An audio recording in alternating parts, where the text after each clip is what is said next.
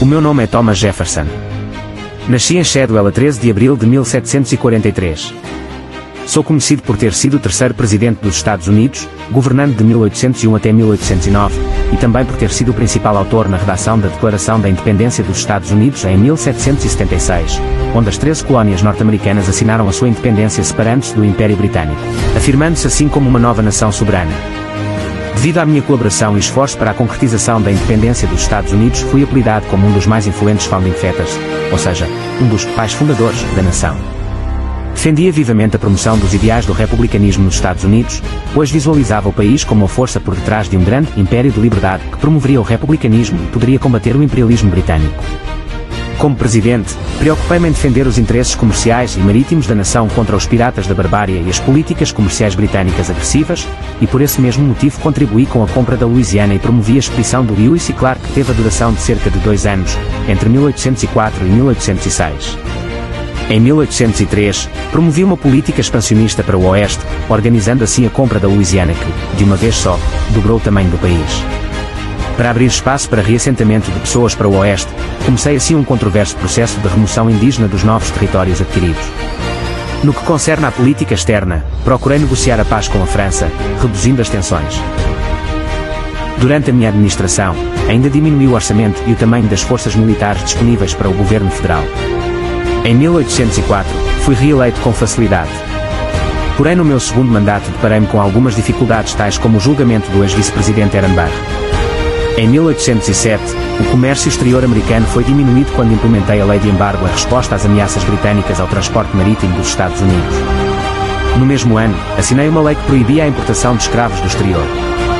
Como político e filósofo, fui um homem do iluminismo, pois conheci diversos dos grandes líderes intelectuais da Grã-Bretanha e da França.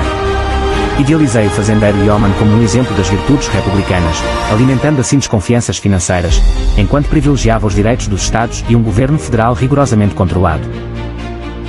Apoiava firmemente a existência de um Estado laico, onde existia a separação entre Igreja e Estado, e redigi o Estatuto da Virgínia para a Liberdade Religiosa, dando início à obra em 1779 e terminando-a em 1786. Fui o epónimo da democracia, a democracia jeffersoniana. Fui cofundador e líder do Partido Democrata Republicano, que dominou a política dos Estados Unidos por 25 anos.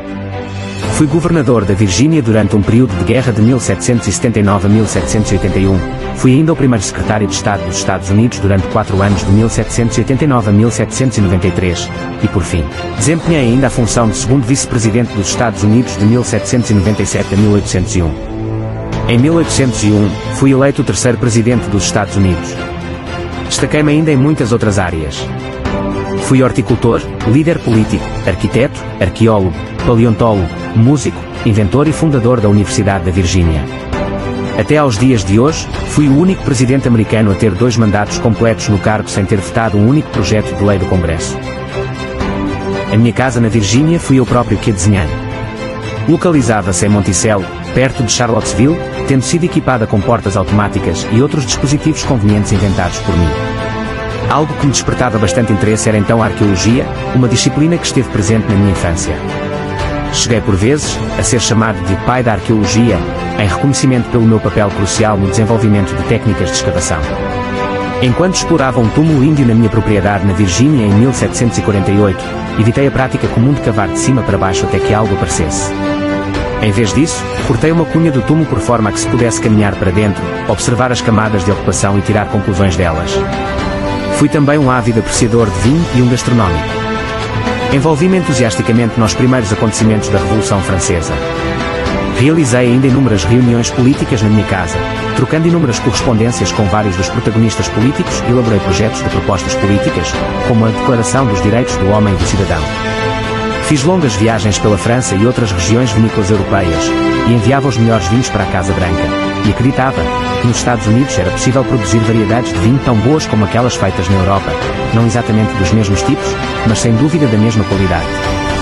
A minha visão dos Estados Unidos era a de uma nação agrícola de pequenos proprietários lavradores, acreditando serem o povo eleito de Deus, e associava as grandes cidades às pragas de um corpo humano. Essa mesma visão levou-me a entrar em conflito com a Grã-Bretanha, pelo facto de obrigar a América a abandonar o paraíso da agricultura para se dedicar à manufatura. Era um grande adepto da ideia da singularidade e do enorme potencial dos Estados Unidos, sendo frequentemente citado como um precursor do excepcionalismo americano.